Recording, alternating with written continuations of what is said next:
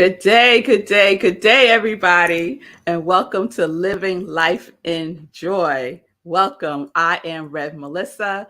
I am an ordained interfaith minister. I'm a licensed religious science practitioner.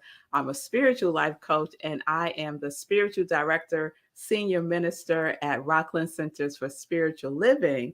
And all of that is my ministry of joy, where I support people in living life in joy, connected to their yes. So we are in a new month. It is March, and March is Women's History Month. So I'm going to share a little bit about that in a few minutes. But I want you to know that Living Life in Joy, the purpose of this show is to introduce you to people who are connected to their yes, who are living their life on purpose. And so today's guest is one of those people. Yes, she is. So before we go there, let's just go, set, ready.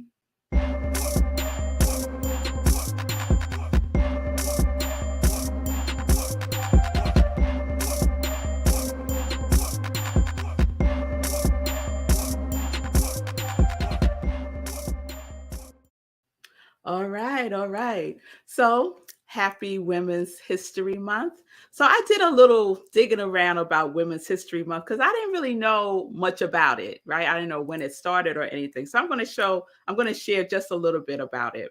So Women's History Month traces its beginnings back to the first International Women's Day in 1911. I had no idea about that. The National Women's History Alliance lobbied for a National Women's History Week. So it started out as a day and then a week.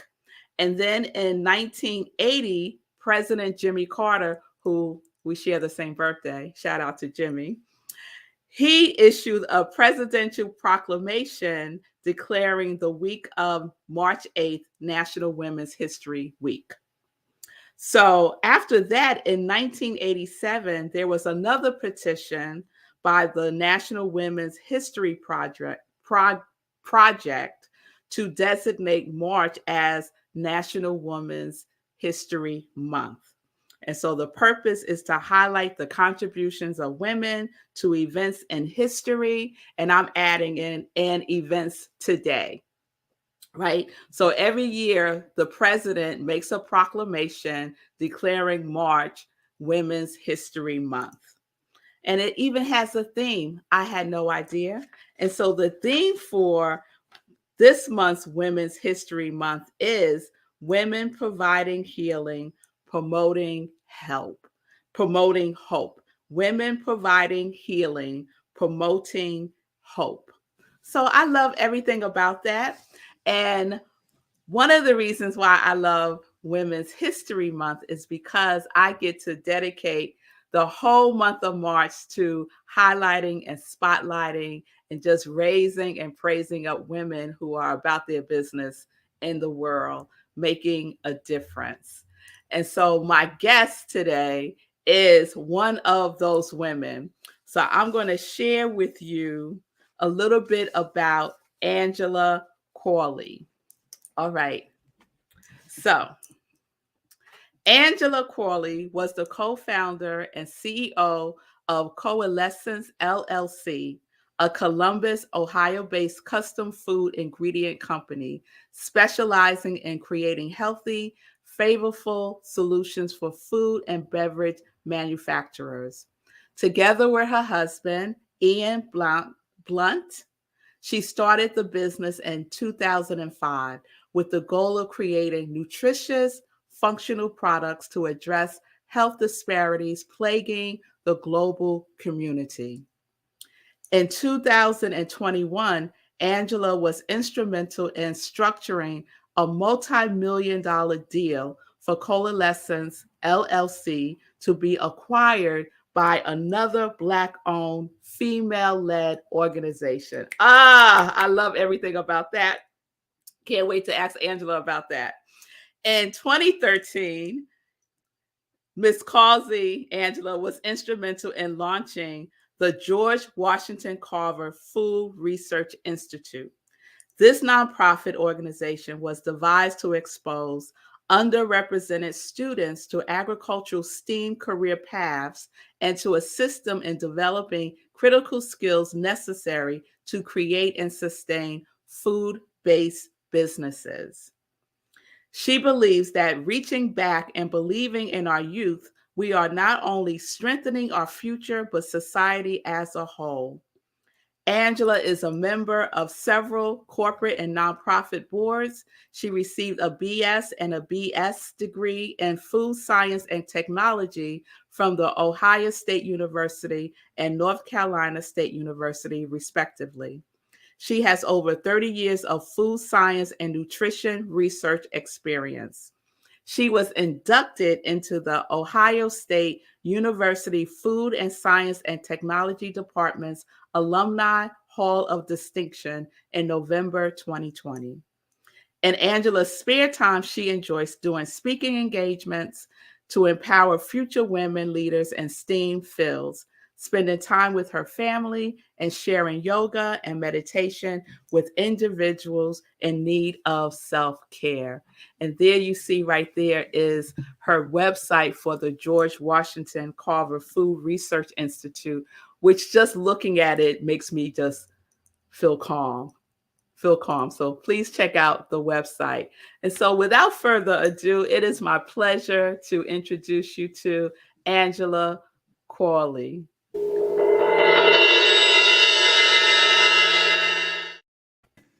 Yes, we have the drum roll. We have the drum roll.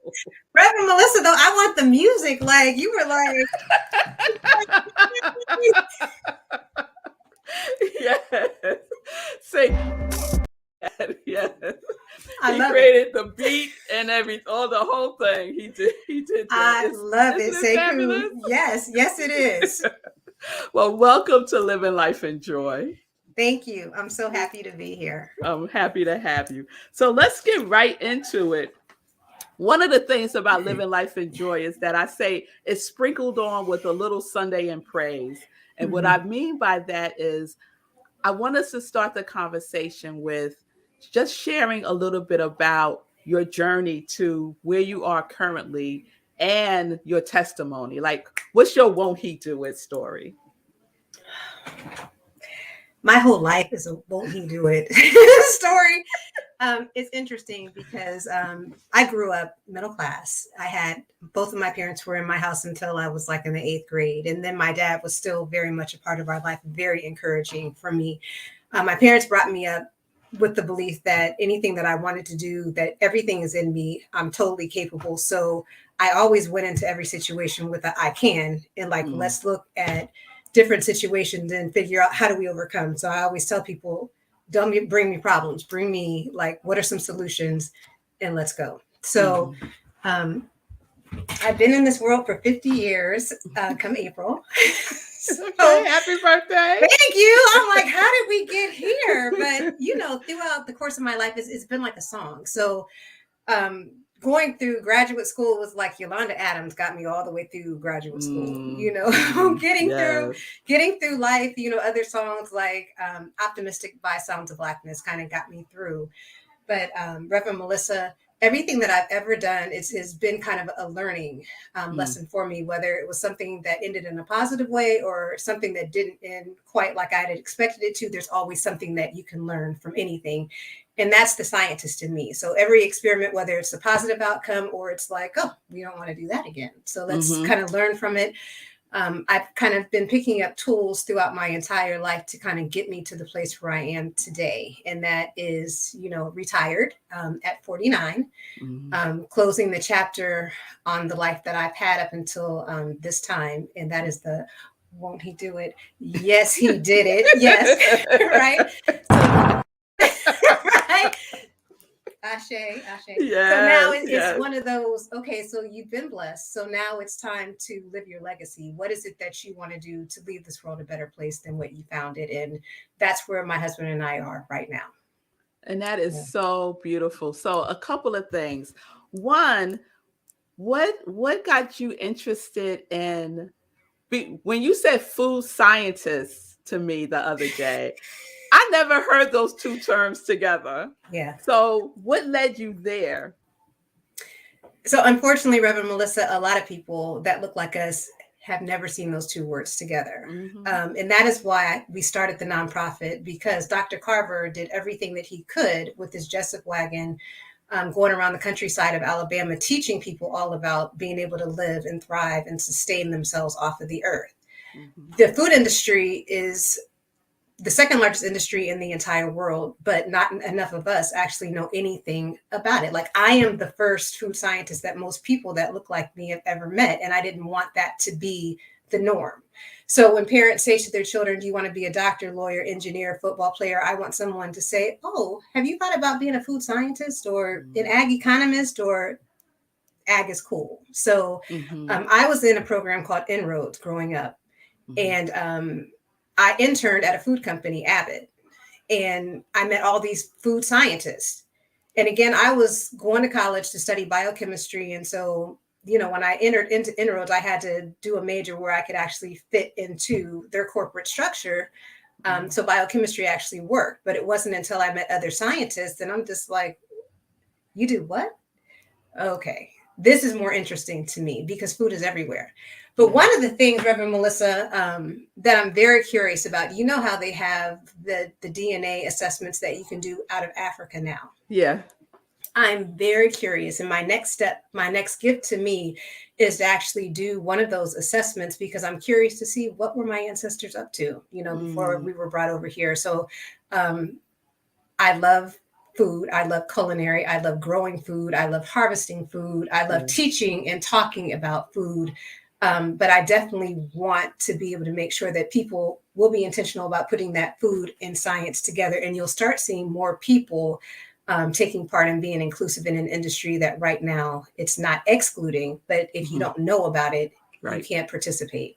Right. Well, I have mentioned it to both of my girls. I was like, do y'all know it's a thing called food scientist? Whole thing. And one of your daughters, you said, wants to be a vet. So like I said, animal science, Tuskegee University, North Carolina A&T, shout out. That's where my daughter's going. Yes. Yes. So when I was researching you a little bit, Angela, what kept coming up for me, because I know that the land, the soil is important for you. And I kept thinking about soil and soul, and how those things, and I might be making an assumption about you, but I feel that they're interconnected for you, the soil and the soul. Could you speak to that a little bit? So the yogi in me, Reverend Melissa, is all about taking my shoes off and going and stepping in the soil so that I can get all those energetic waves kind of coming up through, because that's so important, being connected and being grounded to the earth, being grounded to the soil, being grounded to the soul, and being connected to, the God. So they do go hand in hand. Yeah, absolutely. Yeah. I had a sneaky feeling about that. And so let's just go a little deeper, because I was looking at Coalescence, the company that you sold to another Black female-led organization. So let's talk about that. Yes. We can do that again. Let's do fireworks one more time, because yes. Tell me about that. So again, there aren't a lot of minority-owned companies, Black-owned food companies in the world. There's a few. And I was at a huge conference for one of the largest quick service restaurants in the world, who do a lot of good work with supporting minority-owned and Black-owned companies, and met a young woman there. When she saw me, it was just like, oh, well, who are you? Like, let's get to know each other. Let's support each other. Let me help you. You help me. And it was a sisterhood. Yeah. And her company, her father started the company, and they were established for many, many decades before us. So they're about 5 times the size of us. They were like $105 million company, and we were somewhere in the upper 20s. And whenever I would kind of talk to her about our exit strategy and what we're trying to do, because there is life, after Coalescence. Again, we've always been about trying to build our legacy and do what we can to serve and help people. She said, if you're really serious about selling your company, I'd like to put my hat in the ring. And we were like, oh, Well, do tell. Like, no, it's not too late. Do tell, because can you imagine? Most of the time, like when BET was sold, it was sold to a non-minority owned company. Most companies, because there aren't enough Black companies out there that are to scale that can actually purchase a large company, it just doesn't happen. So it was a unicorn moment. Our customers who definitely support diversity and inclusion were really happy, because when we sold to them, they didn't lose a diverse company. They were able to maintain that same diverse status, but then we could also cross-pollinate. So the company that purchased us was New Horizon Baking out of Norwalk, Ohio, and they make buns. They do soft rolls and they do English muffins. And they're in most quick service restaurants. They're private label and retail. But now, not only are they selling buns, but they're selling seasonings, they're selling vitamin premixes, they're selling flavors, different functional ingredients, and there's a supply chain where they can actually, produce some of the ingredients that they use to go into their products and sell, other things to the companies that they have, and vice versa. So it's going to do nothing but make them stronger as a company, and now us stronger as being part of their family. Yeah. And I couldn't be more pleased to just see them take, our baby that we've grown to a point, it's just like that baton, you pass it and just let it go. So it's in good hands. I know that was a hallelujah moment, right? It's still a hallelujah moment, Reverend. Reverend Melissa. Every time I look around, I'm just like, hallelujah. and then you say, won't he do it? Yes, he did it. Yes, he did it. Yes, he did it. Yes. So tell me what your focus is with the new organization, the George Washington Carver Food Research Institute. Yeah. So a lot of people, when they're talking about agriculture, they want to set up gardens. And I think that's great too. But with our experience, we went beyond. So let's look at different ways to grow food, whether it's looking at growing in the soil, whether you're doing hydroponics, where you're growing it in water, whether you're doing aquaponics, where you're combining it with like fish and water. We want to just be able to teach people, different ways to be able to grow food in their homes, to be able to sustain themselves, as well as doing agriculture STEAM, which is science, technology, engineering, art, and math. So when you think about biology, it can be overwhelming and it can be incredibly boring and one-dimensional when all you're doing is actually looking in a book and just kind of reading, oh, this is what cells do. Well, these are the parts of the cells, right? But if you can take a child outside and say, okay, let's go ahead and be scientists. Let's put on our lab coats. Let's cut open a plant and let's look at the different parts. Let's look at the stem. Let's look at the roots. Let's talk about the leaves. And you're literally looking at it underneath a microscope. And then all of a sudden things come to life.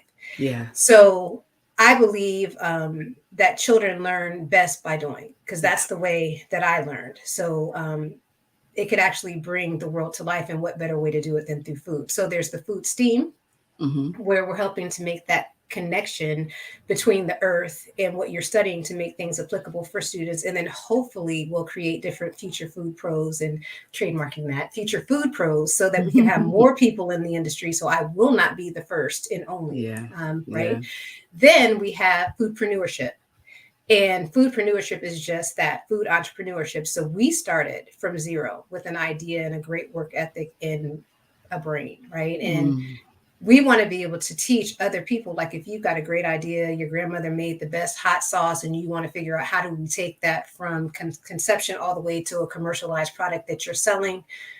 We want to help you to understand the repercussions of food safety, of sensory evaluation, labels, packaging, nutritional, anything that you need to understand to actually have a business, whether you're doing it from the ground up and having your own facility, or you're actually using co-manufacturers. What does that look like? So there's the foodpreneurship aspect. And then last but not least, we're trying, and I'm really hoping that we're going to be successful here in Mecklenburg County and Charlotte.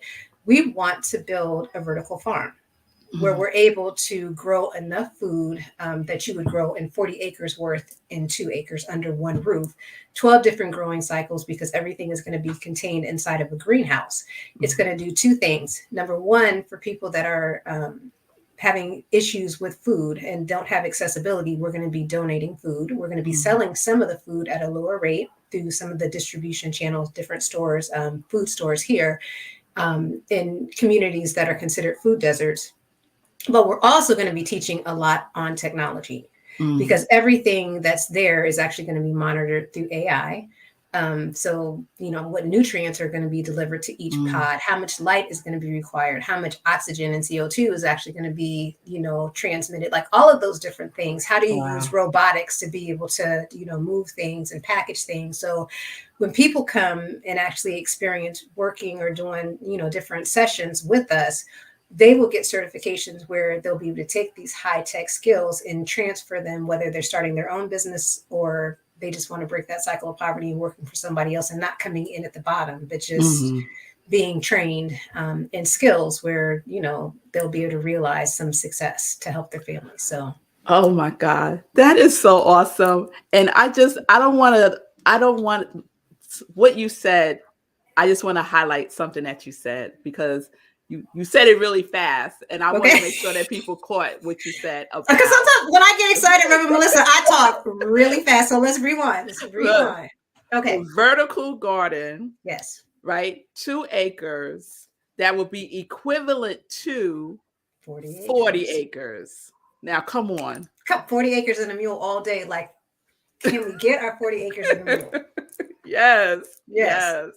So I just love the intentionality around that, and it takes me right back to what I said earlier about the soil and the soul, to have the representation of 40 acres in what you are doing and providing globally. It's just amazing. It's just amazing and so inspiring.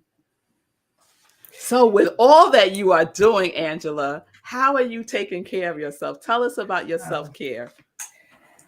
Okay, because I'm all about balance and self-care, Reverend Melissa. And I will tell everybody, you take the time. Take the time out to put yourself first, because if you don't take care of yourself, you can't take care of anybody else. And about 3 years ago, back in 2019, I suffered from a massive anxiety attack because I was not taking that time. And I was stressed to the point where I was actually on the road, making a sales call, and was sitting in a hotel. My ingredients that I was supposed to show to a customer, some of them arrived, the other half didn't. And I just felt myself just stressing until I just literally couldn't breathe. And I literally thought I was having a stroke. Like, what is going on? And the emergency room paramedics were called, and they were like, lady, you're not dying. You're having an anxiety attack. I'm gonna need you to breathe. And after that, I was just like, okay, something has to change. Something has to change. So I immediately signed up for a yoga teacher training. And I learned all the beautiful things about breath work, meditation, everything that I wasn't doing. And it was amazing. Because I'm like, the first weekend, they were like, okay, we're just going to go ahead and meditate. We're just going to be still for 30 minutes. And I'm like, who does that? Like, who can be still? Like, what are we going to do in these 30 minutes, right? But let me just tell you that meditation and Shavasana became my favorite aspect, because it gave me a chance to kind of go internal and just do mental checks and just kind of commune with the God, and I learned so much about myself. I could fortify myself, and I found that it was a tool that I could use whenever I found myself being like, just, it's too much.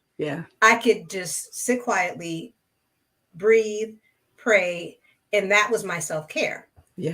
To the point, because I own my own business, we took an office, took everything out, and created a meditation space for our staff. So anytime anybody just went, because running a business is stressful. And people will tell you, oh, you're so lucky you have your own business. Yeah, okay. Sometimes it's just like, can I work for the state? Can I get my check in on Friday? Like, I'm not thinking about this until I come back. Oh, what was I doing? Oh, okay, it's Monday, right? When you run your own business, as you know, it never ends. Right. You wake up with it, you go through the day with it, go to sleep with it. But I don't want to scare people into not having their own business. Please do. It's definitely rewarding. Definitely rewarding. But we realized that meditation, prayer, stretching was good. It's good for the Yeah. soul. So we created that room. We made it accessible. We brought people in to actually teach people, this is how you meditate. This is Reiki. So if you didn't know and you wanted to be able to fully utilize the room, or if you just wanted to just close the door and just breathe, you could. So my self-care is taking care of myself so that I can actually take care of others. That's my happy place. Yeah, and it's beautiful. And I see that you are also incorporating it into the work that you're currently doing. Yes. It's awesome. Awesome. I'm sneaking it in. Everything under the umbrella, George Washington Carver. Nourish Yoga is being trademarked as we speak. So yes, working with universities, working with corporations, working with moms, working with men. My husband and his fraternity brothers, like they come over to the house every Saturday morning, and we give them a time to just kind of fellowship, stretch, and do yoga. I love it. I love everything about it. I love it. All right, girl, we're going to shift. I told you we could just talk and talk and talk. So we're going to shift to the joy questions. Okay. So there are 3 joy questions. And the first one is, what does joy look or feel like for you? So my color for joy is yellow all day. I am the sunshine, yellow, sun feeding person. So it feels like warmth. It feels like my heart like expanding. So that is joy for me. I love that. I love that. I say that I'm living life in joy. What are you living life in? Intention. This year is the year of intention. So it's not good enough to just say, these are my goals. It's about being intentional about the things that I want to do, the way that I want to serve, the life that I want to lead. So intention that is how I'm living my life. Beautiful. And the last question is, what is your joy song and why? As long as you keep your head to the sky. I can't sing, but I'm optimistic, right? Sounds of Blackness. Yes. Sounds of Blackness got me through life, because looking at the sky and knowing where my help comes from and making sure that my glass is always empty so that it can be filled to overflowing, right? So being optimistic and just looking for the silver lining in this, the goodness, and just expecting things to work out. Yeah. To me, that's what optimism means. So whenever I hear that song, I don't care. Like, I smile. I listen to it most mornings. Good. Yes. Yes. Oh, I need my own theme music now that I know what Sekou did for you. I'm like, it just doesn't hit the same way. Like, I need some theme music, Reverend Melissa. Well, we'll see what Sekou could do for you. We already got a hookup. I just want to give a shout out for Women's History Month. I'm shouting out Gladys Williams, and I have on her jewelry, and you can go to asantisjewels.com and check out her whole collection. So that was a connection that was made. We were in another space yesterday. And so here's another connection that could possibly be made. And theme music for and Miss Gladys, if she's not going to speak about her talents, let us, Reverend Melissa, just say. I'm just saying, my 2 necklaces, my earrings, and my bracelet are in the mail, like right now, and I can't wait. Well, coming soon, there will be a trunk show. We're going to do a Mother's Day trunk show. So that's coming up. I'm just saying it right now. So Gladys knows how we roll. We just create stuff for her, and she shows up with the goods. Yes. So. And she will create special things for you, because she is creating a signature piece for me based on amethyst. Yes. She's amazing. Amazing. So, all right. Thank you, Angela. I could talk to you for hours and hours and hours.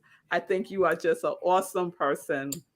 And the gift that you are giving to the world it'll be here forever. That's a legacy. Yes. And Reverend Melissa, I'm just a reflection of you and your greatness. So thank you so much from the bottom of my heart for allowing me to come on your show and actually share my story. Oh, you're very welcome. You're very welcome. There you have it, Mrs. Angela Corley, making a difference in the world by being intentional about her purpose. Yes. Thank you so much, Angela. Oh, y'all, don't you feel good? If y'all don't feel good after that, I don't know what to tell you. Go take a nap and start your day over again because something's not right. Something's not right. So we're going to close the show. I just want to remind everyone to please join me 11:30 a.m. right after Living Life in Joy for Rockland CSL. We are in our March series, which is all about God is my source. God is my source. So you can go to rocklandcsl.org, click on our Sunday service link and join us on Zoom, or you could watch us live stream on Facebook. And as always, Monday through Friday, 10:30 a.m. Eastern Time, Sip with Rev Melissa. Please tune in. Be blessed. Peace and blessings. Peace and justice. We're living life in joy, connected to our yes.